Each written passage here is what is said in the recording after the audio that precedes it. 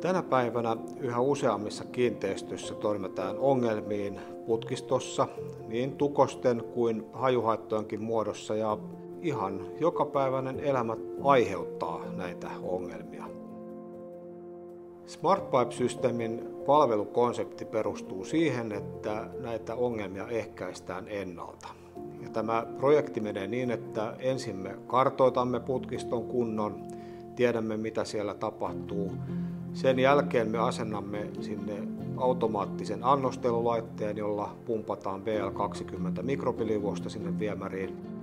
Ja tämä liuos pitää sisällään ei-patogeenisia tauteja aiheuttamattomia mikrobeita, jotka sitten orgaanisesti ja ekologisesti syövät puhtaaksi sen putken sisältä päin. Ja kun näin tapahtuu, niin silloin näitä tukos- tai hajuhaittoja ei pääse syntymään, koska viemäri vetää niin kuin se pitääkin.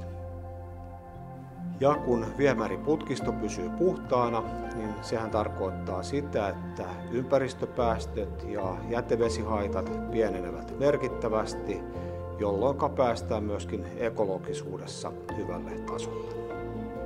SmartPipe System on kiinteistöjen kustannuksia säästävä ekoteko.